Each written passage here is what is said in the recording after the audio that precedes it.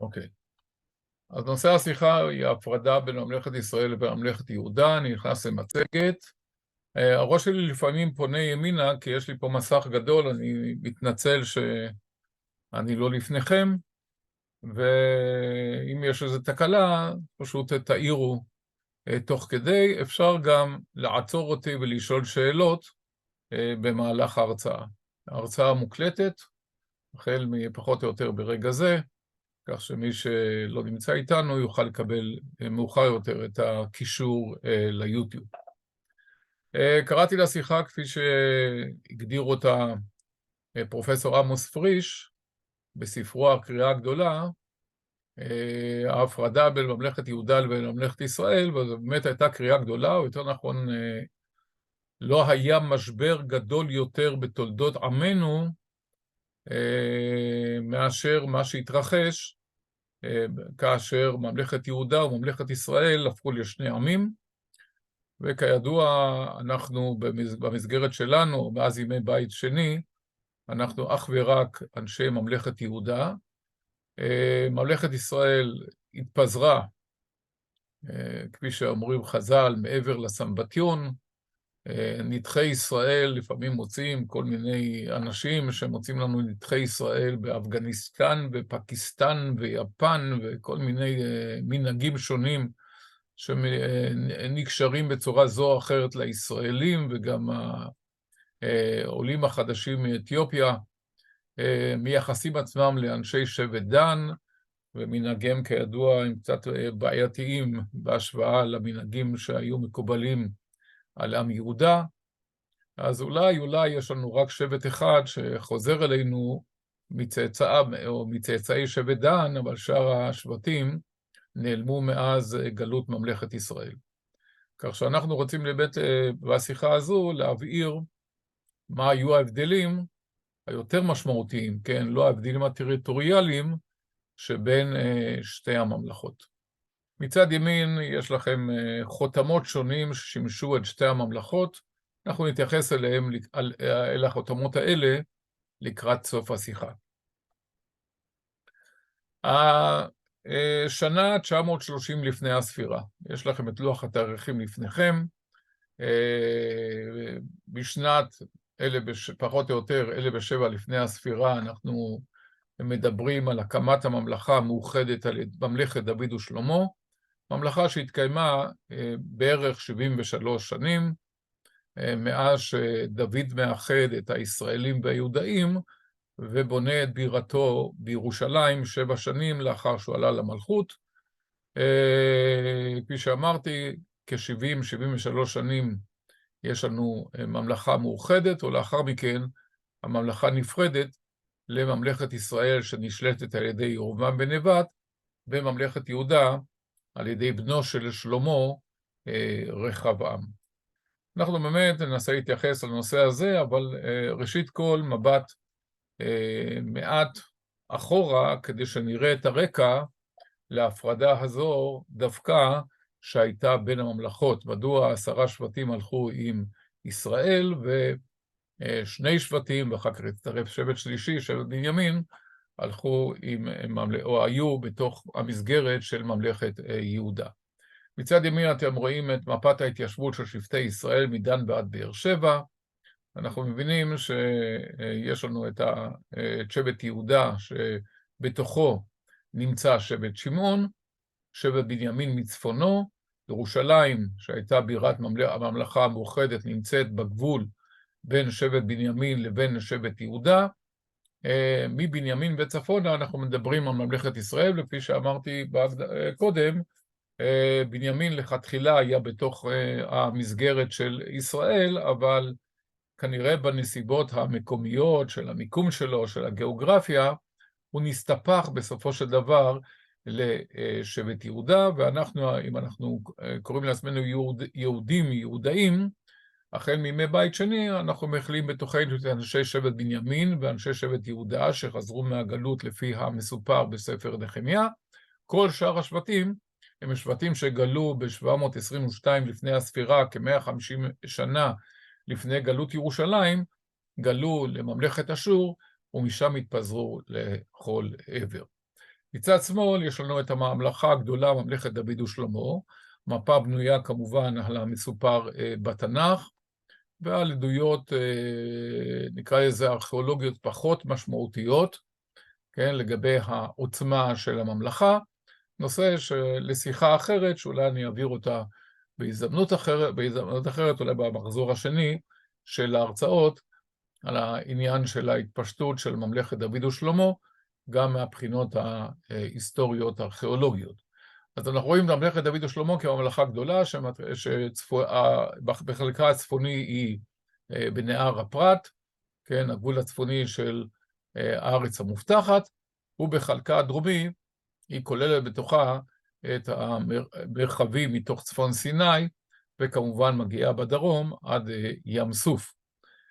לב הממלכה, מדן ועד באר שבע, זה המושב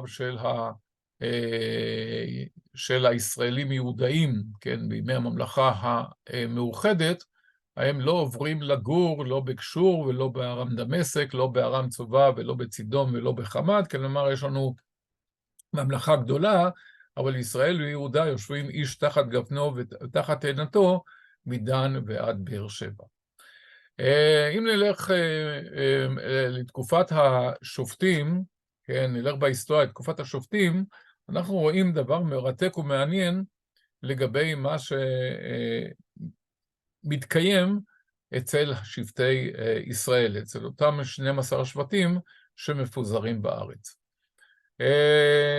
ספר שופטים מספר על מלחמות שהתנהלו במשך 369 שנים, כן, זוהי התקופה של ספר שופטים לפי התנ"ך, במרחבי הארץ. כמובן הוא לא מספר את כל ההתמודדויות ואת כל המלחמות, אבל לפחות ממה שאנחנו לומדים מתוך הסיפורים, או מתוך הסיפורים הספורדיים בספר שופטים, אנחנו רואים דבר מעניין.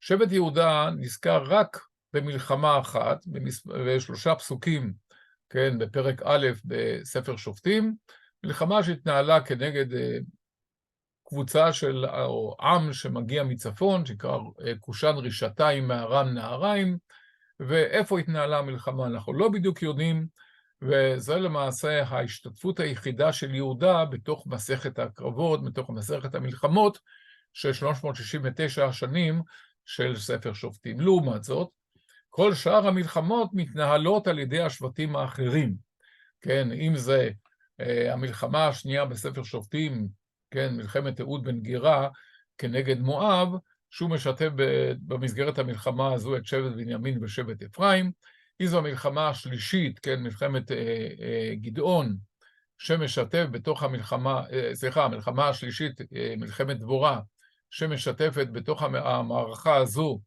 בעיקר את שבט זבולון ושבט נפתלי, ובסופה של המערכה גם מתווספים מנשה, בנימין, אפרים ויששכר, כן, ודבורה באמת מתייחסת לגבי שבטים שלא השתתפו במערכה, הוא מעניין, היא לא מזכירה את שבט יהודה שלא השתתף במערכה, ולא אומרת דבר וחצי דבר כנגדו, כן, לגבי ראובן לדוגמה, היא אומר, למה ישבת בין המשפטיים לשמוע שריקות הדרים, כלומר, היא מתייחסת בצורה מאוד שלילית למי שלא השתתף, אבל את יהודה היא לא מזכירה.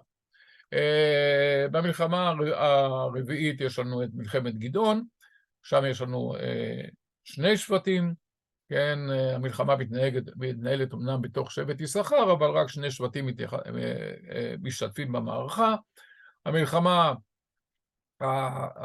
הבאה, כן, היא מלחמת שמשון, שזו כבר מלחמה ללא כל שבט, כן, של אדם יחיד, כן, נקרא לזה מלחמת גרילה, כן, של אדם יחיד כנגד הפלישתים, והמלחמה האחרונה היא המלחמה כנגד בני עמון, שבה משתתף, כן, חצי שבט מנשה, עם תזכורת מסוימת של שבט גד, ועם עימות מסוים עם אפרים, שלא משתתף במערכה. אבל, עוד פעם, שימו לב, שבט יהודה לא משתתף באף אחד מהמלחמות הגדולות, יש לו מלחמה אחת בלבד, שאין לנו הרבה פרטים עליה, בראשיתו של ספר שופטים, והמסקנה המעניינת היא ששבט יהודה הוא לא משתתף פעיל, כן, עם השבטים האחרים, בתוך המסגרת של מלחמות השופטים, לפחות על פי מה שמסופר בספר שופטים.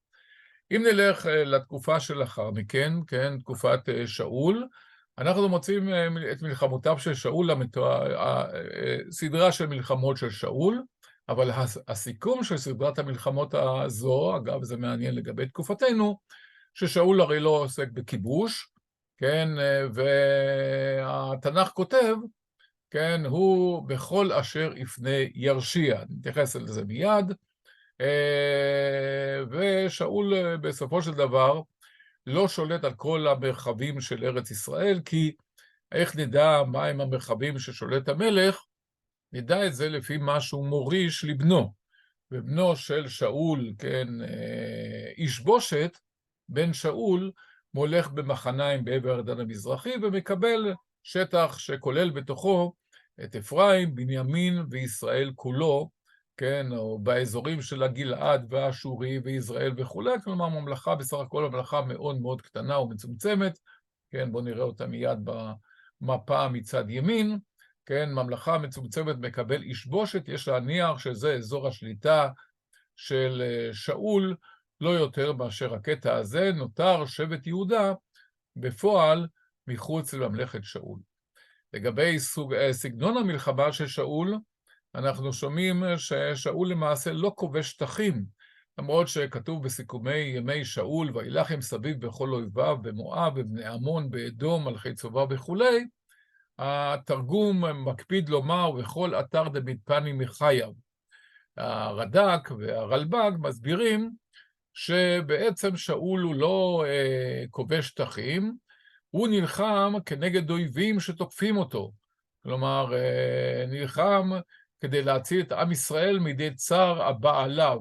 שימו לב לקטע האחרון של הרלב"ג, כי לא היה נלחם בהם אם לא מפני היותם שעושים את ישראל ומרשיעים כנגדם. זאת אומרת שהפרשנים מסבירים, כן, התרגום, כן, הפרשנים על פי התרגום, שבכל זאת שאול הוא לא מלך כובש, אלא הוא מלך שמגיב על מלחמות שהיו כנגדו. הנה הרחבתי על ימי שאול, אבל מדוע עשיתי זאת? כי בעצם שאול שולט על כל המרחב הזה של מה שנקרא שבטי ישראל העתידיים, על אזור הגלעד, על אזור מנשה, על אזור אפרים, הוא לא שולט על המרחב של מה שנקרא יהודה, כן? זה לא הקטע של שאול, כן? והנה, מיד לאחר ששאול מת, ודוד עולה לשלטון ומולך בחברון, מחליט אבנר בן נר להעביר את הממלכה, שימו לב לקטע למעלה, מבית שאול ולהקים על כיסא דוד על ישראל ועל יהודה מדן ועד באר שבע. שימו לב לביטויים, אנחנו לא נמצאים בתקופת ההפרדה בין ישראל ליהודה לכאורה, שהייתה מיד לאחר מותו של שלמה. אנחנו נמצאים כאן בתקופת, נקרא לזה סוף ימי שאול, ערב ימי דוד, והנה נזכר לנו מושג ישראל ויהודה. ממשיך הכתוב ומספר לנו, וישלח אבנר מלאכים אל דוד תחתיו לאמור, דוד יושב בחברון באותה תקופה, והנה ידי עמך להסב אליך את כל ישראל. כלומר, ההגדרה ישראל אינה הגדרה שקמה לאחר מותו של שלמה. כבר כ-73 עד 75 שנים לפני מותו של שלמה, או לפני בכלל, שמענו על ממלכת דוד ושלמה, הממלכה המאוחדת, יש לנו את המושג ישראלים ויהודאים, כשהישראלים הם אלה שנשלטו על ידי שאול, והיהודאים הם אלה, כן, שנמצאים סביב חברון וסביב אזור יהודה, ונשלטים על ידי דוד. ודבר אבנר, פסוק י"ז, היה עם זקני ישראל לאמור, גם אתמול גם שלשום הייתם מבקשים את דוד למלך עליכם. כן, ועתה עשו כי אדוני אמר אל דוד לאמור, ביד דוד עבדי הושיע את עמי ישראל מיד פלישתים ומיד כל אויביהם. משכנע אבנר בן נר את אנשי השבטים הצפוניים, אלו שנשלטו על ידי שאול, והוא קורא להם ישראל, כן, שדוד היה זה שהגן עליהם, ולכן צריך לכרות איתו ברית ולחבר בין הישראלים לבין היהודאים. ואכן, כן, בעקבות הקריאה הזו של אבנר, אנחנו מוצאים בספר שמואל ב' פרק ה', ויבואו כל שבטי ישראל הצפונים, כן, אלה שהיו תחת ידו של שאול, אלה שלחמו לשחרור הארץ בכל ימי השופטים ללא התערבות וללא עזרה של שבט יהודה, ויבואו כל שבטי ישראל לדוד חברונה, ויאמרו לאמור, הננו עצמך ופצעך, אנחנו גם אתמול גם שלשום, בהיות שאול מלך עלינו, תראו את ההגדרה, ישראלים, אתה היית המוציא והמביא את ישראל. ויאמר אדוני לך, אתה תראה את עמי את ישראל, ואתה תהיה לנגיד על ישראל. אז אם נסכם את הדברים, יש לנו פה את ההגדרה ישראל, שהיא הגדרה ברורה של השבטים הצפוניים שנשלטו קודם על ידי שאול. ושימו לב לפסוק האחרון שמופיע כאן בפרק A בשמואל ב', בחברון מלך, דוד מדובר, כן? על יהודה בלבד, 7 שנים ו6 חודשים, ובירושלים מלך 33 שנה על כל ישראל ויהודה. 33 שנים אלה מתחברים ל40 שנותיו ושנות המלוכה של שלמה, ואלו השנים למעשה של מה שנקרא ממלכה המאוחדת, ממלכת ישראל, ממלכת יהודה. אז אם נסכם את הדברים עד כאן, דוד מצליח, כן, לאחד איחוד מאוד מאוד קצר, איחוד של 73 שנים, בין השבטים הצפוניים שנקראים ישראל לבין יהודה. וכאן נשאלת השאלה, האם הישראלים שכחו שהם הישראלים ברגע הזה? האם חשבו שהם מאוחדים? התשובה היא לא. אנחנו רואים לדוגמה בפרשת מרד אבשלום, שיש בתוך המסגרת של ממלכת דוד, את מה שנקרא איש ישראל ואיש יהודה. כן, מוצאים את זה בסיפור שפה אתם רואים לפניכם, כן, איש ישראל ואיש יהודה, ויבוא המגיד, לב ישראל היה אחרי אבשלום, ובהמשך בשמואל ב' פרק י"ט, כן, יש לנו דברו אל זקני יהודה, למה תהיו אחרונים להשיב אל המלך, כן, וכאן מסופר לנו שיש לנו את כל איש ישראל וכל איש יהודה. עכשיו נשאלת השאלה, האם באמת הם נשארו באותן מסגרות, אבל קודם כל בואו נראה את הרעיון של דוד. דוד מקים עיר חדשה, העיר הזו הופכת להיות בירה, סוגריים, זה שבית המקדש, כן, בהר המוריה, וזה המקום המקודש לעם ישראל, זה לא אומר שחייבים להקים כאן את הבירה. כן, הבירה יכולה להמשיך להיות לכאורה בחברון, אבל דוד בוחר בירושלים כבירת ממלכתו, כיוון שירושלים שוכנת בגבול בין הקבוצות שנקראות בשם ישראל, לבין הקבוצה הגדולה של יהודה שמכילה בתוכה את שבט שמעון, כן, אז יש לנו בעצם את ירושלים הבירה, כן, נעזוב את העניין של המקדש, כן, ירושלים הבירה בין שבט בנימין לבין שבט יהודה. אנחנו רואים יפה שהר הבית או בית המקדש עצמו נמצא בתוך התחום של שבט בנימין, כן, המזבח נמצא בתחומו של יהודה, ורוב העיר, עיר דוד, נמצאת בתחומו של שבט יהודה. אז הנה נבחרה בירה, כן, לא מסיבה דתית אלא מסיבה מנהלתית, בין שני השבטים. ושוב, מלחמות דוד, יש לנו את המלחמה שנמצאת בעבר הירדן, אז יש כוחות שנקראים בשם כוחות ישראל, ויש כוחות שנקראים בשם כוחות יהודה. כן, בסיפור של אוריה החיתי לפני דוד, הוא מספר לדוד, אהרון וישראל ויהודה יושבים בסוכות, ואדוני יואב ועבדי אדוני על פני השדה חונים. הוא בא מהמלחמה ברבת בני עמון, כן, ובהמשך, כששלמה מולך הופך להיות מלך, כן, אז מה שנאמר על ידי בת שבע, מה שנאמר על ידי דוד, והייתם אחריו ובא וישב על כיסאי, אומר דוד, והוא ימלוך תחתיי, ואותו ציוויתי להיות נגיד על ישראל ועל יהודה. אגב, שימו לב לדיון המעניין הזה לאחר מרד אבשלום, אז יש כאן בתוך הדיון הזה, כבר הבאנו את הדברים קודם, אבל תראו בפסוק מ"א, יש לנו פה את עם יהודה שהעביר את המלך וחצי עם ישראל, ואתה שואל עצמך כמה שבטים מכילים הישראלים בימי דוד, כן, ושלמה, אז שימו לב, כן, יש פה איזה דיון, ויכוח, כן, בין הקבוצה שנקראת יהודאית לבין הקבוצה שנקראת ישראלית, פסוק מ"ג. ויען כל איש יהודה על איש ישראל, קרוב המלך אליי, הוא מהשבט שלי. עונים להם בפסוק מ"ד הישראלים, ויען איש ישראל את איש יהודה, ויאמר, 10 ידות לי במלך, לי יש 10 שבטים, אתה בסך הכל שבט אחד. אז תראו את הדיון המעניין הזה, כן? איך היהודה אומר, הוא מהמשפחה שלי, ישראל אומרים, אנחנו 10 שבטים.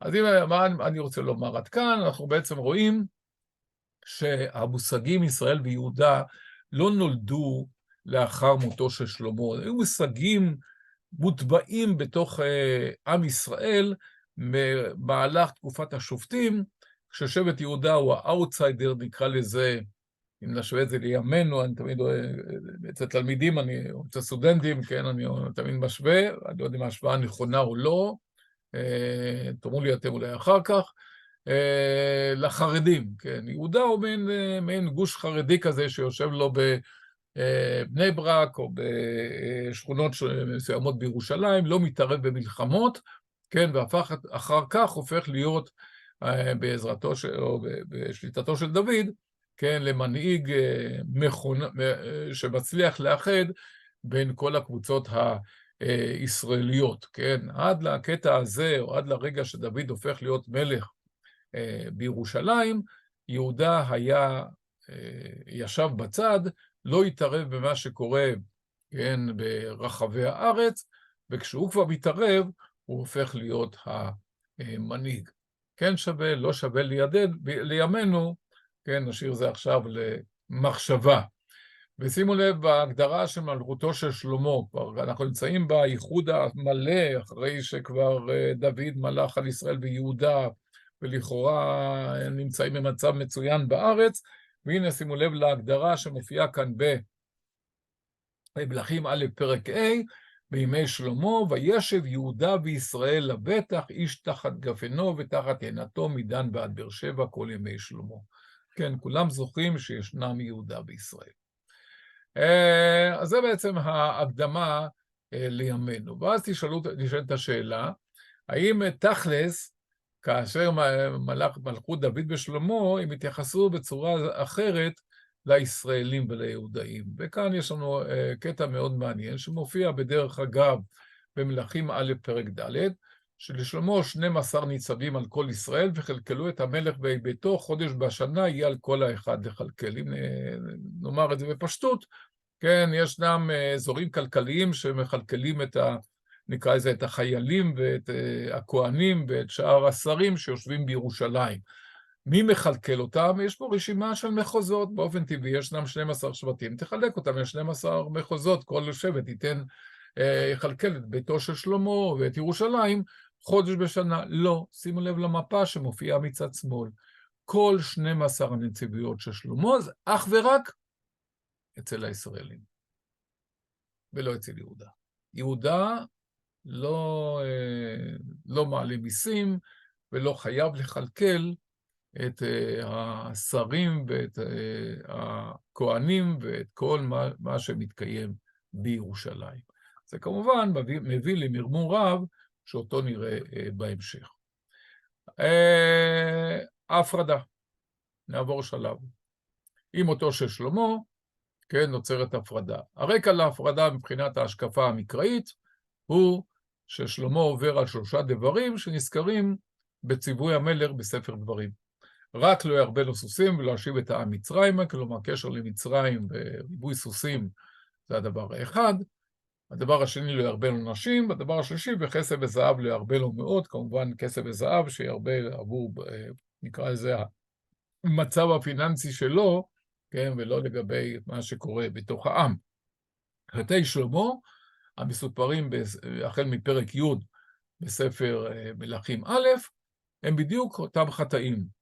כן, ריבוי כסף וזהב, משקל זהב שמפורט שם בתוך הפרק, ריבוי רכב ופרשים שהסוסים למעשה מאולפים במצרים, כלומר כדי לבנות את הצבא או צבא הסוסים שלו, כן, הוא מרבה מאוד סוסים, מעל ומעבר למה שהוא צריך, בעזרת המצרים, והקטע האחרון, המלך שלמה אהב נשים נוכריות, כן, ויש פה פירוט שנשיו איתו את לבבו. ובכן, אלו חטאי שלמה, בעקבותיהם, כן, מספר התנ"ך על ההפרדה. רק שימו לב לגבי החטאים, כן, רק שנראה את ירושלים באותה תקופה, בסוף ימי שלמה, אז התנ"ך מספר שעל הר הזיתים, הר אשר על פני ירושלים, שימו לב לפסוק שמופיע מתחת לתמונה, כן, פני הפנים זה מזרח, יש שם שורה של במות, כן, כפי שאתם רואים כאן בתמונה, כן, בית המקדש בקטע הזה, ובמות בכל המרחב שממזרח לירושלים, זה בעצם המצב של ימי שלמה. בקטעים האלו לא נעסוק, אני רק אומר שהמרידות שהתרחשו בסוף ימי שלמה אינם רק של ההפרדה בין ישראל ויהודה, אלא התנ"ך כמשיח לפי תומו גם מספר לנו על מרידות של כל העמים שהיו משועבדים לממלכה המאוחדת, בראשם, כן, הארמים והאדומים, כן, האדומים שהחזיקו בתוכם, או שלשלמה היו מכרות נחושת בכל המרחב האדומי, האדומים מורדים בו, הארמים שדרכם עברה הדרך הבינלאומית צפונה, הם מורדים בו, וזה בעצם מה שמסופר במלכים א' פרק י"א, על הניתוק הקשרים צפונה, נקרא לזה נפילת הממלכה המאוחדת כבר בסוף ימי שלמה, ונפילת הקשר לאילת, והמרחב העשיר של הנחושת שהיה בדרום. ואז ממשיך הכתוב באותו פרק, כן, של המרידות כנגד שלמה, בסוף ימי שלמה, וירובעם בן נבט אפרתי מן הצרדה בשם אמו וכולי, והוא מורד בשלמה. מי היה ירובעם בן נבט? לפחות לפי הכתוב, כן, ואיש ירובעם בקטע האחרון בספר מלכים א' פרק י"א, שיש לכם פה לפניכם, גיבור חיל, הגדרה שמעט מאוד אנשים זכו לה, וירא שלמה את הנער כי עושה מלאכה הוא, כלומר איש ארגון מאוד מאוד, נקרא לזה, משמעותי, ויפקד אותו לכל סבל בית יוסף. בשיחה הזו אני רוצה לדלג על מדרשי חז"ל, כן, שהם חשובים. במדרשי חז"ל מספרים שירובעם בן נבט היה המשנה לשלמה בתוך חצרו, והוא היחידי שרשאי היה להעיר את המלך בשנתו, כן, ולהעיר לו הערות. כלומר, הרים יד במלך, זה בעצם מי שהעז לומר לשלמה דברים שהוא בהחלט לא רצה לשמוע.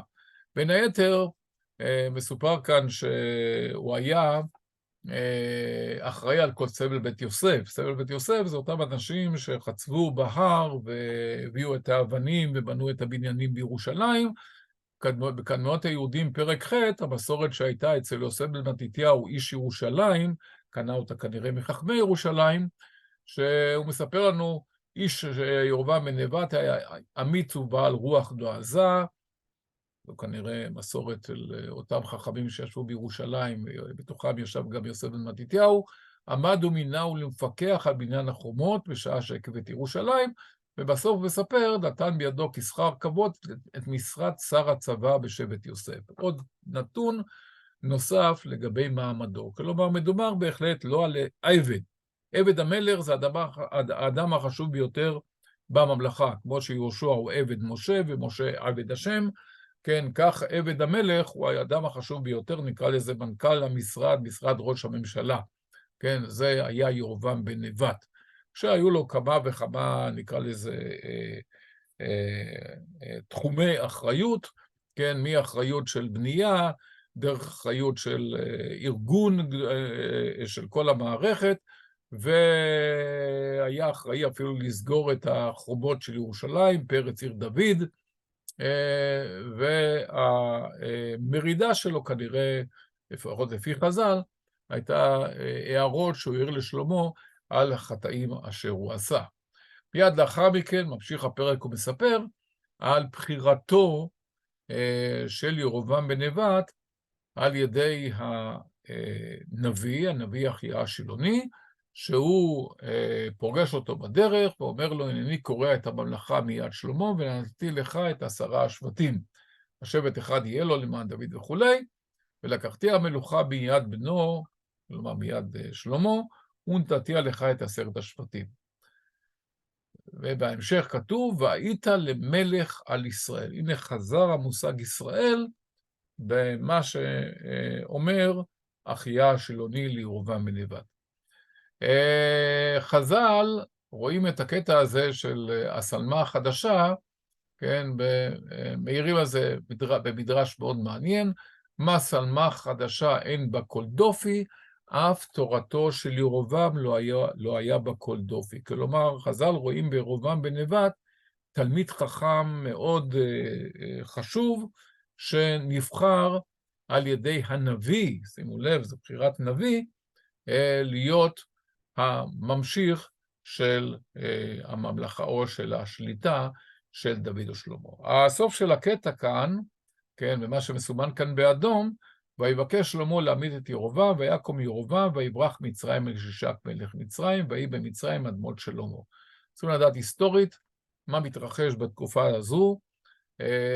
שלמה היה קשור בראשית ימיו לפרוס ימון, כן, מלך מצרים, וכנראה הבת של פרוס ימון הייתה נשואה לשלמה, ונזכרת 5 פעמים בתנ"ך, בהקשר לנישואיו של שלמה לאותה בת פרעה. אבל לקראת, נקרא לזה, 16 השנים האחרונות של שלמה, עלתה במצרים שושלת חדשה בראשותו של שישק, שלמעשה הייתה קבוצת קצינים מאזור סודן שמרדה במצרים, תפסה את השלטון, כן, הם היו קשים מה שנקרא, כן, סודנים, תפסו את השלטון במצרים, והפכו להיות למעשה לבעלי השליטה במקום. באותו רגע גם לבת פרעה לא היה שום ערך, מבחינת, נקרא לזה ערך דיפלומטי, כן, ואולי על זה נאמר, ובהם דבק שלמה לאהבה. בכל מקרה, כיוון שנותק הקשר בין ממלכת יהודה לבין מצרים, יכול היה לירובעם בן נבט לברוח אל שישק מלך מצרים, כמו שנאמר כאן, כן, בסוף בפסוק מ' בפרק י"ד, ויבקש שלמה להעמיד את ירובעם, ויקום ירובעם ויברח מצרים אל שישק. אז ירובעם כאמור בורח לשישק מלך מצרים, ולאחר ששלמה מת, כן, הוא חוזר, כשאנשי ישראל, הישראלים, כן, כנראה שמעו מפי אחיה השילוני, או בצורה זו או אחרת, את המלכתו על ידי אחיה השילוני, או שסתם, כן, הוא חוזר כי הוא נחשב כאיש מאוד מאוד מרכזי בממלכה, והם כמובן שמים אותו בראשם, והם באים לשכם להתדיין עם יורשו של שלמה.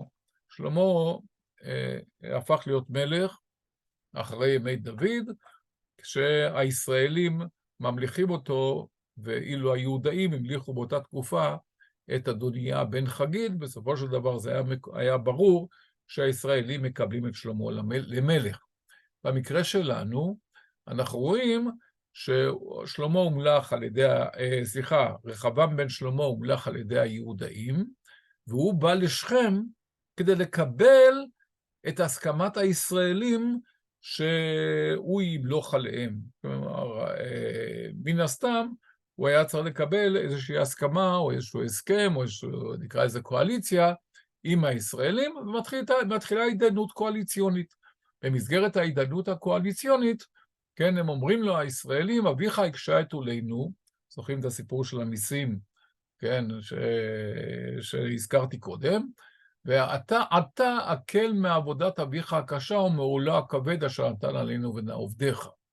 יש פה התייעצות של רחבעם עם זקנים ועם צעירים, בסופו של דבר התשובה שלו, כן, כתשובת הצעירים, דוגרי מה שנקרא, אבי הכביד את עולכם ואני אוסיף על עולכם, וירא כל ישראל כי לא שמע המלך עליהם, כן, והם אומרים, מה לנו חלק בדוד, לא נחלק במנישה, לא עליך ישראל. כלומר, חוזרים 73 שנים אחורה, מן הסתם הזקנים שלהם עדיין זכרו את המצב שהם היו נפרדים, ישראל ויהודה. בואו נחזור 73 שנים אחורה, לא עליך ישראל.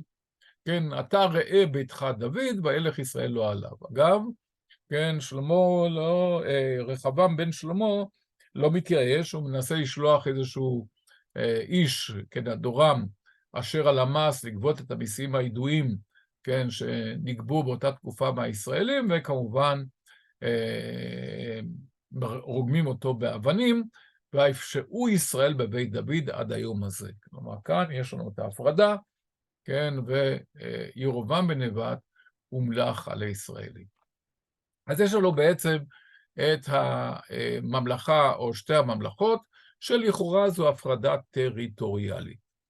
ומה שאני רוצה עכשיו להסביר, שלא הייתה פה הפרדה טריטוריאלית בלבד, אלא ב10 דקות, רבע שעה קרובים, אנחנו ננסה להבין את מה שעשה ירובעם בן נבט כדי להפוך את ההפרדה הטריטוריאלית, אליה התכוון מן הסתם אחיה השילוני, להפרדה טוטלית, כן, שגרמה לכך שהישראלים והיהודאים הפכו לשני עמים שונים.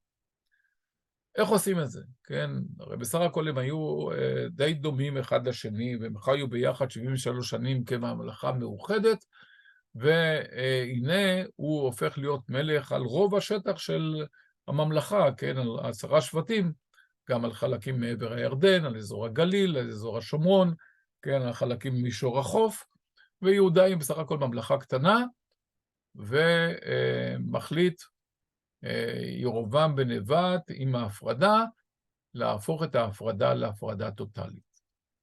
אז מה הוא עושה? מספר התנ"ך את הסיפור הבא. ויאמר ירובעם בליבו, עתה תשוב הממלכה לבית דוד, אם יעלה העם הזה לעשות זבחים מבית אדוני בירושלים, ושב לוי העם הזה לאדוניהם אל רחבעם מלך יהודה, והרגונים ושבו על רחבעם מלך יהודה. כלומר, על פי הסבר חז"ל, כן, במסכת סנהדרין, כאשר יעלו לרגל לירושלים, ישב רחבעם מלך יהודה על כיסאו, ואני כמו אחד הנקלים שבעם, כן, האלץ לעבור לפניו. ואז הוא מחליט לעשות את המעשה שיפריד טוטלית בין שלושת הממלכות, ואני קורא לזה מקום, מעמד, זמן. מקום, והיה 2 עגלי זהב, נסביר את זה מיד, כן, האחד הקים בבית אל והאחד נתן בדן, כלומר, 2 מקדשים חדשים, כן, נקרא לזה מקדשי הגלים שהוא מקים, מעמד, אין יותר שבט לוי,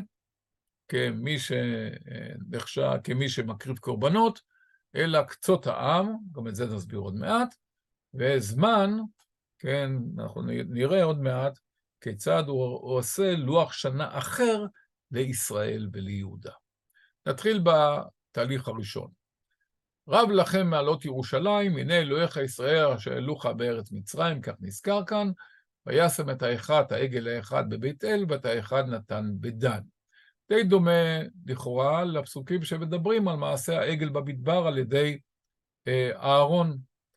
והרד"ק, כן, מסביר לנו את הדברים הבאים. ויבעץ המלך, שאל יצא איך יעשה, הסכימה עצתו עם היועצים שיעשה 2 עגלים, ולמה עגלים? פיתה אותם בדברים, הלא ידעתם כי המלכות נחלקה ברצון האל. וכלומר, אחיה השילוני הוא זה ש... כן, החליט על ההפרדה הזו. אם כן, נעשה מקום אחר שתבואו ותזבחו שם. ולמה עגל? אמר להם, אהרון עשה עגל להשרות השכינה בו במקום משה, שלא היה להם. כלומר, כשאין ירושלים ואין מקדש, או במקרה של המדבר, כן, שאין משה מתווך בינינו לבין האלוהים, כן, גם אתה שאין לכם מקום השכינה, אין משה באוהל מועד בתקופת אהרון, ובמקרה הזה אין לכם פה את בית המקדש בירושלים, נעשה עגל במקומו להשרות שכינה. למדתי את זה מהסיפור של אהרון. לפיכך אמר, אלה אלוהיך ישראל אשר העלוך מארץ מצרים, כמו שאמר אהרון בעגל המדבר. ושימו לב למילים האחרונות של הרד"ק, והן המילים המשמעותיות ביותר, שלא מצאתי דעה אחרת בחז"ל, כן, מלבד הדעה הזו. כי לא הייתה כוונתו לעבודת אלילים. אני לא בונה לכם עכשיו אלילים. אתם לא הולכים עכשיו לעבוד אלילים. אתם עומדים לעבוד את הקדוש ברוך הוא בעזרת עגלים. זה בעצם מה שהרד"ק רוצה לומר לנו. במילים אחרות, כן, אומר הרלב"ג, מה הפלא, איך הסכימו ישראל לעצתו לעבור על דברי תורה, להקריב קורבנות בחוץ אחרי איסור במות, כן, ברגע שיש מקדש בירושלים יש איסור במות, כן? אז שימו לב רק לקטע האחרון של הרלב"ג, מה לכם לעלות לירושלים ובא אלוהים אשר עובדים הגויים? הרי בירושלים ראינו, כן, שישנם הבמות הציבו נשים של שלמה סביב הערים של ירושלים, כן?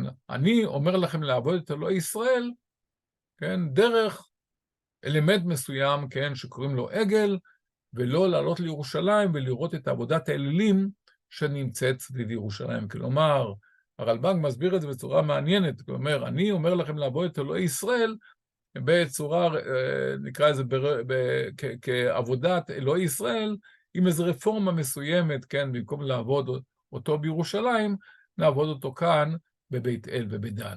אז יש לנו את ירושלים, ויש בית אל ודן. אבל מה יש לנו בירושלים? בירושלים ישנם, התמונה נלקחת מתוך התיאור של קודש הקודשים בבית המקדש בירושלים. יש לנו את הארון שהגיע מהמדבר, הארון המקורי מאוהל מועד, עם שני הכרובים של שני הילדים שמסתכלים אחד על השני, ושלמה מציב בקודש הקודשים, לפי התיאור בספר מלכים, כן, שני כרובים ענקיים, שדמותם כבין איש מאישה ואישה שמסתכלים קדימה עם כנפיים. אז במקום שני הכרובים הגדולים האלה, אומר להם ירבעם בן נבט, אנחנו נקים כמו הארון שני עגלים, שהם יהיו המקשר לאלוהים.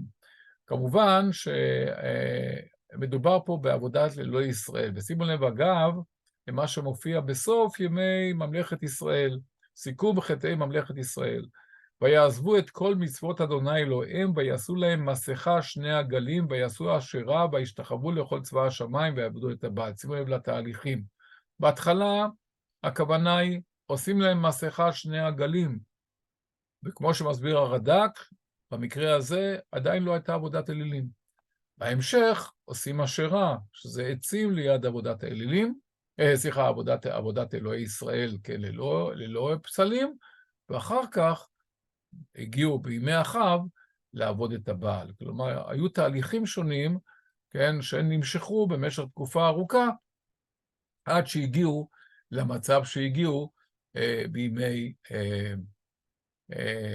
בימי סוף ממלכת ישראל. טוב, אני לא אעסוק כאן בהשוואה בין מה שעשה אהרון לבין מה שעשה ירבעם בן נבט, אבל שימו לב לביטויים הדומים שמופיעים, כן, בשני התהליכים האלו, עגל מסכה פה ומסכה שני עגלים שם, אלו אלוהיך ישראל אשר העלוך מארץ מצרים פה, ואלה אלוהיך ישראל אשר העלוך מארץ מצרים שם, כן, והמזבחות שמקימים, פה עולה אהרון ופה עולה ירבעם בן נבט, שלא היה כמובן משבט לוי, אבל הוא יכול לעלות כי שבט לוי לא מכהן בקודש. מה זה עגל? כאן נכנסים באמת למבט על המושג עגל. עגל בעולם העתיק בשום מקרה לא היה האל המרכזי. האל המרכזי הוא הפר. לדוגמה, מצד שמאל אתם רואים את האל הדד עומד על פר. פר יש לו קרניים, לעגל אין קרניים, כן? לעגל יש רק אוזניים. אתם רואים במרכז התמונה, כן, פסלון של עגל, גלה באשקלון, נראה אחר כך את התמונה של התגלית שלו. מצד ימין אתם רואים פסלון של פר שהתגלה בצפון השומרון, סמוך לאזור קבטיה של היום, על גבי גבעה, פסלון קטן שהפך את המקום שנקרא אתר הפר. את הפר אנחנו מכירים בעולם המצרי לדוגמה, כמי שמייצג את השמש, את החמה, את העוצמה של העולם, את הפוריות של העולם, כן, האל אפיס, שמופיע כאן, שימו לב, עם גלגל חמה בין הקרניים, סמל שנקרא אחר כך לעולם הקתולי. יש לנו את האלה איסיס, כן, עם קרני שפע, של מעשי קרניים של פרה. יש לנו בעולם המצרי את האלה חתחור, שהיא אלת המכרות, והצמחת החיים והפוריות וכולי, כן, היא מופיעה עם קרניים של פרה, זאת אומרת, כאשר המצרים שהיו מרובים באלים שהם בעלי חיים, רצו לציין את הפוריות גם של האדמה וגם של האישה וגם של הפקת החומרים, או יותר נכון המינרלים של הסלעים, תמיד הם הביאו את השפע עם הקרניים, נקרא לזה קרני שפע, שמייצג את הפרה או מייצג השור, כן? בעולם המזרחי, העולם המסופוטמי, אנחנו רואים שגם האל החשוב, האל מורדוך, כן, מרדכי בשפת מגילת אסתר, הוא בעל קרניים, כתר אתנות בחלק התחתון, או מה שכתוב כאן, פר צעיר, או הננר, ובמורדוך כתוב בעל קרניים, כתר אדנות מתאים ללאות מלא זוהר וכו' וכו'. זאת אומרת, יש לנו פה בהחלט את הסיפור של הפר, גם האל הדד מופיע עם קרניים של פר, כן, כאן פסל של האל הדד שנתגלה בבית ציידה בצפון, אל הסערה מופיע על גבי פר, כן, הפר הוא דבר מייצג חשוב מאוד בעולם העתיק, אבל עגל הוא לא כזה, עגל הוא יונק, כן, עגל הוא יצור שהוא יצור תלותי, ולכן הוא לא שימש בעולם העתיק אף פעם כמושג של אלוהות. כן, אגב, כאשר היוונים רוצים לציין את הרקולס ונצח את עולם המזרח, את העולם שלנו, אז הוא דורך ברגליו על הפר, שימו לב בתמונה מצד שמאל, מטה, כן, הרקולס דורך ברגליו על הפר ונצח את העולם המזרח. ושוב, ממשיך הרד"ק ומסביר, כי מתחילה לא אמר ירבעם כי לשם עבודת גילולים הוא עושה אותם, אלא לשם האל, השם. ואחר כך שב הדבר והיה לחטאת שקיבלוה כאלוה. כלומר, לכתחילה הוא לא התכוון שיהיה אלוה. למה הוא שם את העגלים האלה, שהם בעצם הגורמים המקשרים בין האלוהים לבין אנשי ממלכת ישראל, בשני המקומות האלו בבית אל ובית דן? אז ברור לנו שבית אל הוא המקום היחידי שהתורה מספרת לנו, נקרא לזה בעוד 3 פרשיות, כן? את חלום יעקב, שמסתיים במילים לגבי בית אל, אין זה כי אם בית אלוהים, וזה שער השמיים, והיקרא של המקום ההוא בית אל. אז ברור לנו שבית אל הוא המקום הראוי, כן, לשים בו את המקדש במקום ירושלים. הרלב"ג מסביר שזה היה מקדש גבול, זה יכול להיות שבאמת הוא ציין כגבול של הממלכה, כי גם דן היא מקדש גבול, כן, בצפון. אז זה המקום של בית אל. ולמה בדן? כי בדן, א', זה החלק הצפוני של הממלכה, למרגלות החרמון. והדבר השני, כן, בדן, שיש שם מקדש מקדמת דנא, שבו משרתים הצאצאים של משה רבינו, כן, כאשר מספר ספר שופטים על מקדש מקימים אנשי שבט דן שם בצפון, אז כתוב בפסוק למד, כן, בקטע שאתם רואים לפניכם, מדבר על הקמת אותו מקדש בדן, והקימו להם בני דן את הפסל, ויונתן בן גרשון בן משה. עכשיו, חז"ל אומרים שהוסיפו פה נון בין המילים, בין האותיות מם ושין, ולכן כתוב פה מנשה, אבל הכוונה היא בעצם לנון קטנה, כן, שמופיעה שם בכל תנ"ך שתפתחו, כן, הנון מופיע כנון קטנה, אבל הכוונה היא בעצם לנכדו של משה, שהוא אותו נער, שבני דן שמו אותו ככהן בצפון. זאת אומרת שכבר בצפון היה מקדמת דנא מקדש חשוב, שירבעם פשוט הופך אותו לאותו מקדש עגלים שאותו הוא בונה. להבדיל מבית אל ששם לא התגלו בחפירות הארכיאולוגיות עד כה שרידים כלשהם למקדש ירבעם, בדן בצפון נמצא באמת מקדש ירבעם, הוא נמצא בחלק הצפוני של תל דן המפורסם, כן, שמורת תל דן, נראית פה בצילום האוויר לפניכם, כן, התאורה בעצים, היובל של הדן זורם פה, כן, במקום שאני מציין עם החץ, ובחלק הצפוני ממש מעל המעיין הגדול של הדן, נתגלה מקדש מפואר ביותר, כן, מקדש שתחום בחומה, שבו, שימו לב, יש לנו במה, כן, ובנוסף לה יש מזבח, יש כיור ולשכות כהנים, וכל זה מוקף בגדרה שהוקמה סביב המקדש שהיה כאן. שחזור של המבנה שהיה כאן, לכתחילה הייתה פה במה גבוהה, מאוחר יותר הפכו אותה למקדש עם חדרים, יש פה מזבח תחום במין גדרה שמקיפה אותו מסביב, נגעה פה כיור, ועוד לשכות כהנים עם מזבחות קטורת, או תמונה של המקום, כן, המזבח כאן משורזר על פי אבן שהתגלתה במקום, להבדיל מהמזבח בירושלים שאליו עלו בכבש, אל המזבח הזה עלו בעזרת מדרגות. כן, בסמוך לו ישנו כיור, ובחזית אתם רואים את אותה במה גדולה שעליה הציבו בצורה זו או אחרת מעין עגל, כן, הם שמו את זה פה, במרכז, כן, וכדומה, אינני יודע, ושימו לב למדרגות המובילות, כן, מאזור המזבח לאזור הבמה, למדרגות שעולות אל המזבח, ולכיור המפואר, כן, שנמצא בסמוך למזבח.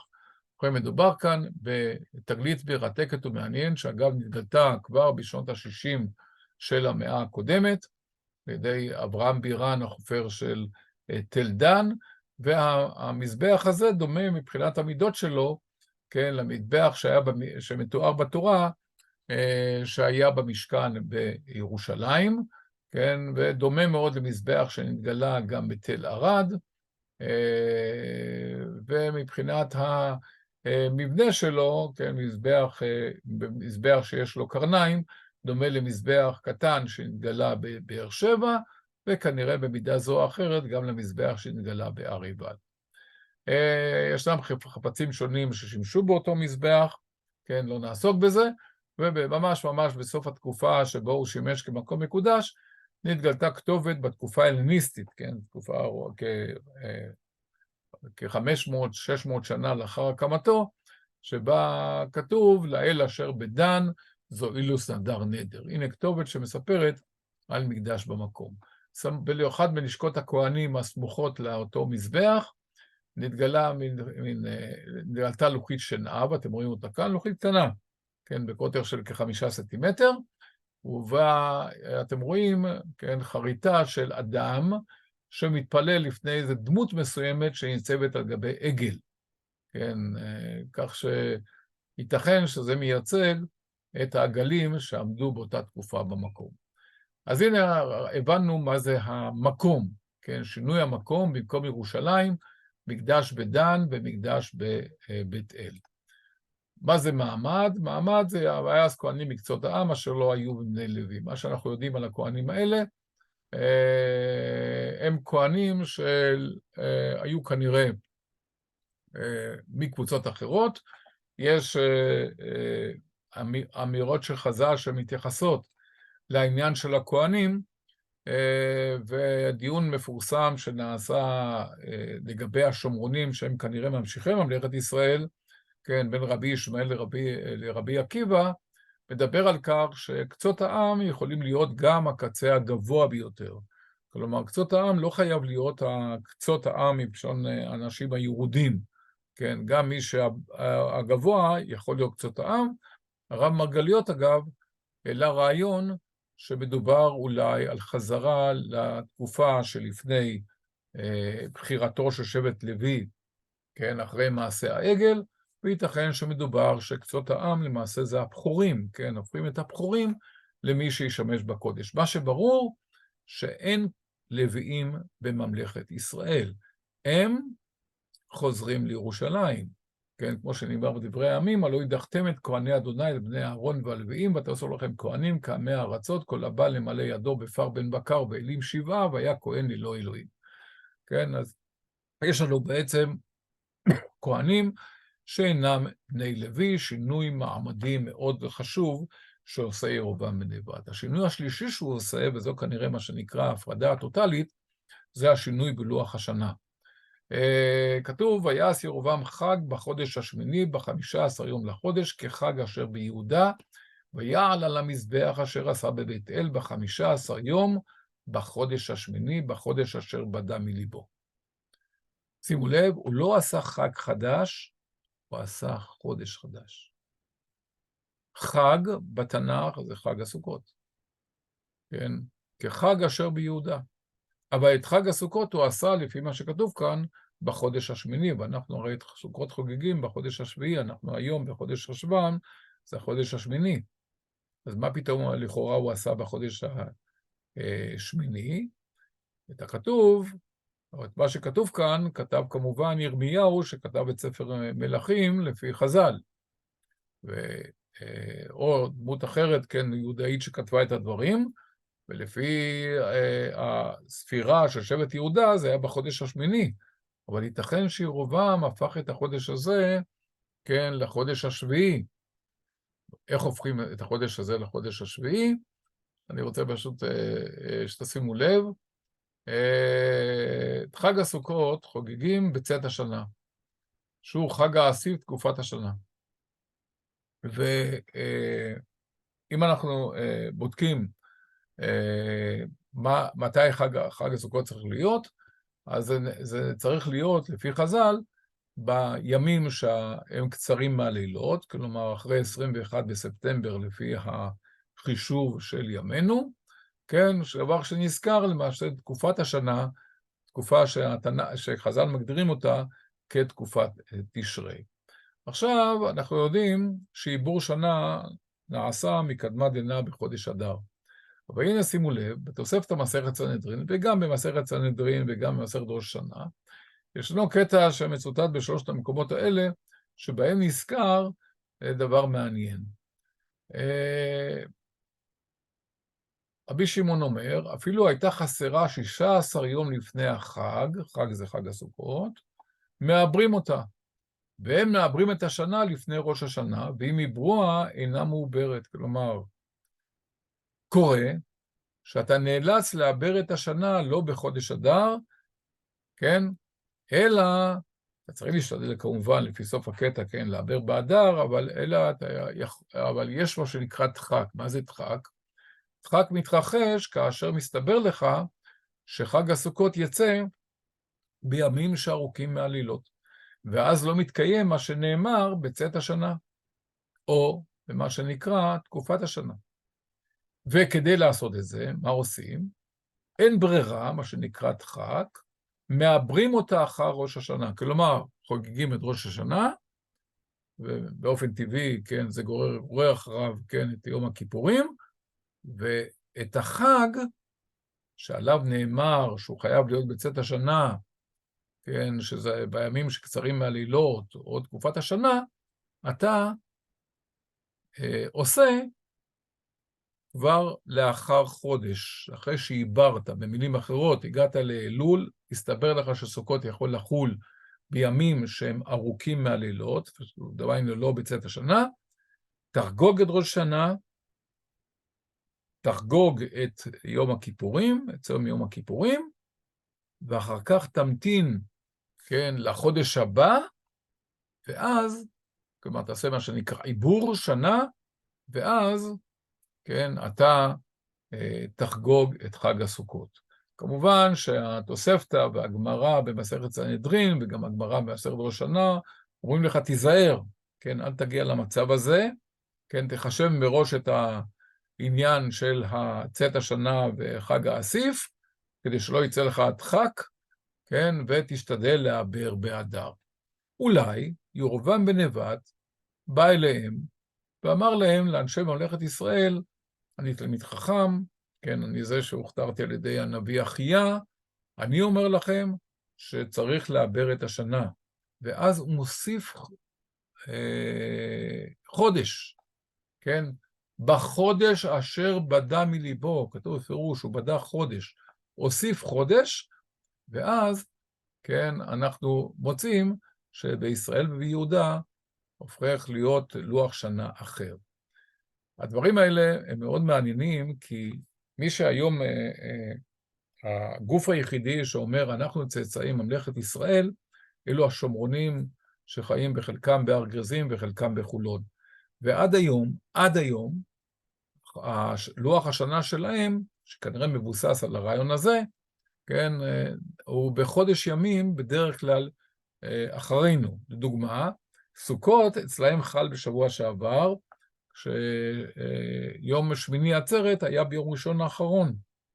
כן, יום ראשון האחרון, אתמול, כן, היה שמיני עצרת אצל השומרונים, אצל אלה שבעצם ממשיכים את הלוח של ירבעם בן נבט, ומבחינתם החודש הזה הוא החודש השביעי, ולא כמונו, שאנחנו קוראים לחודש הזה חודש חשוון, כן, החודש השמיני אצלהם, כן, הם נמצאים עדיין בתשרי.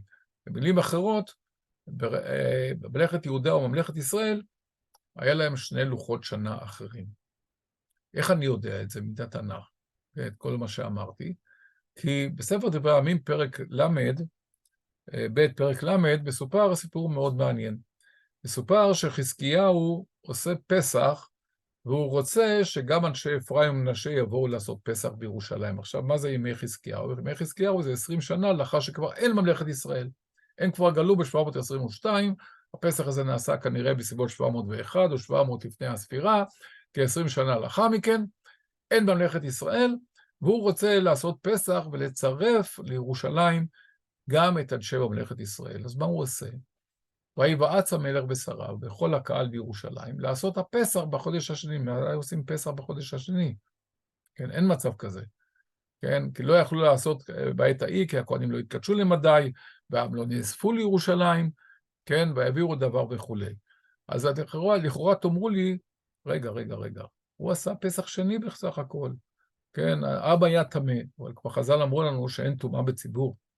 כן, זה לא יכול להיות שהוא עשה פה איזה עניין שהעם היה טמא, אלא הוא רצה שאנשי ישראל ישתתפו בפסח.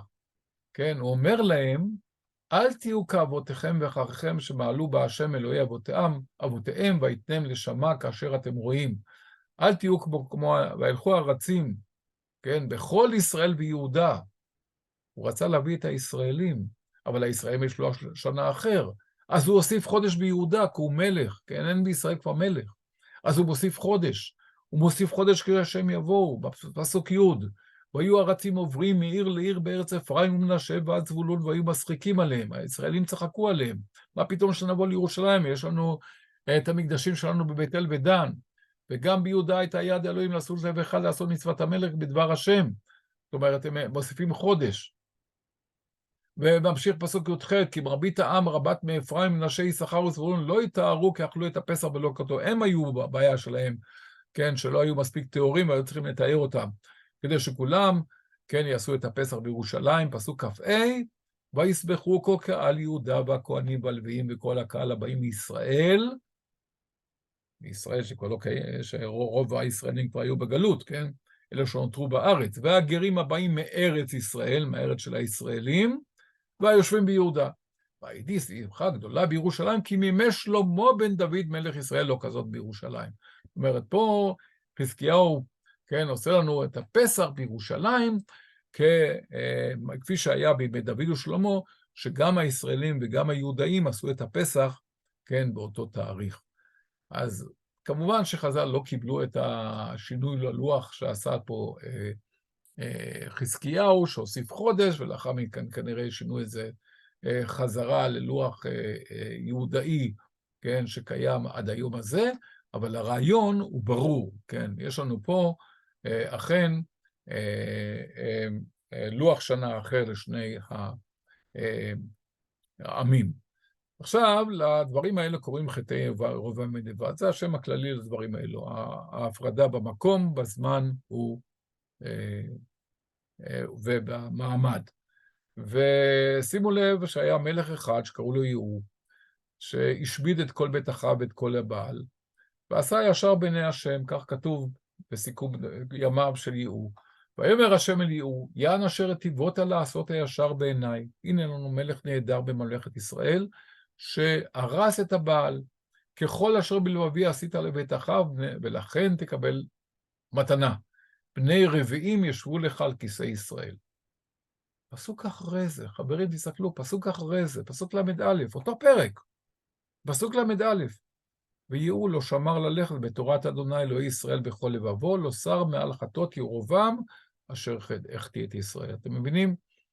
אפילו מלך שהשמיד את הבעל, כן, לא שר מחטאות ירבעם. זאת אומרת, אותו יהוא לא עלה לירושלים להקריב קורבנות, המשיך לעבוד את אלוהי ישראל בבית אל ובית דן, כן, בעזרת הגלים. אז יש לנו פה שתי קבוצות בימי בית ראשון, אחד עובד את השם בירושלים דרך הכרובים בבית המקדש בירושלים, והאחר עובד את אלוהי ישראל בשני מקדשים אחרים, בבית אל ודן, עד לחורבנה של ממלכת ישראל. היו עוד נתונים שכמובן הפרידו בצורה טבעית בין שני העמים האלה. אתם רואים את החותמות, כן, שהנגלו בחפירות ארכיאולוגיות עם סמלים מאוד ידועים, דוגמה סמל האריה הזה שהיום משמש את חטיבת כפיר. הוא היה כנראה הסמל של הישראלים, של ממלכת ישראל, ואילו ליהודה היו סמלים מתחלפים. בהתחלה הופיע הסמל של תרנגול, אתם רואים את זה כאן, כן, בסמלים של תרנגול. אחר כך הופיע סמל של מין צירעה, ובסוף הופיע ביהודה סמל של ורדה. כן, סמלים מעניינים. יש עוד סמלים שמאפיינים את הממלכה הזו, ואגב, בחותם מזבל שנגלה בתל דור, שאתם רואים כאן למטה, יש עוד פעם את סמל האריה שמאפיין את הישראלים. אז יש סמלים שונים של ישראלים ויהודאים, יש גם עגה אחרת לישראלים והיהודאים, לדוגמה, כן, אמריו, ברגע שאתם רואים את השם אמריו, מדובר בישראלים, כן, לא משנה איפה זה נתגלה, או יואשה, כן, ולא יואשה, מדובר בישראלים, או, רגע דקה, או תראו למעלה, כן, ברגע שאתה אומר יונתן, זה ישראלי, אליה, שם ישראלי, יורם, שם ישראלי, שמריו, שם ישראלי. אבל כשאתה אומר ביהודה, יונתן הופך להיות ליונתן. אליה הופך לאליהו. יורם הופך ליהורם. שמריו הופך לשמריהו. זאת אומרת, הייתה הגה קצת אחרת, נקרא לזה, בהגיה של שם האלוקים, בין הישראלים לבין היהודאים, ואנחנו מוצאים את זה בכתובות. אבל בסך הכל, כן, הם דיברו כנראה אותה שפה, עם אפילו שיתוף פעולה, כן, פה ושם אנחנו מוצאים בתנ"ך, כמו בימי בית עומרי, בית אחאב, שיתוף פעולה מלא בין הישראלים והיהודאים, כפי שדיברנו בשיחה הקודמת, אבל ההפרדה הזו בהחלט הייתה הפרדה טוטלית, שהביאה למעשה בסופו של דבר, להיעלמותה של ממלכת ישראל לחלוטין. אני רואה שהשקופית האחרונה פה איכשהו נעלמה לי, אז אין לי אלא לומר לכם תודה רבה, וערב טוב. אנחנו ניפגש ביום רביעי הקרוב בשיחה של איתן עומר, שיחה מרתקת ומעניינת על גבולות הארץ, בתקופתנו אנחנו עוזבים את תקופת התנ"ך וחוזרים לימינו. ערב טוב ותודה רבה, בשורות טובות. גם לך, הרצאה מרתקת. תודה. נצליח לאחד את עם ישראל מחדש. תודה. כל טוב. כל טוב. תודה רבה. שלום וברכה.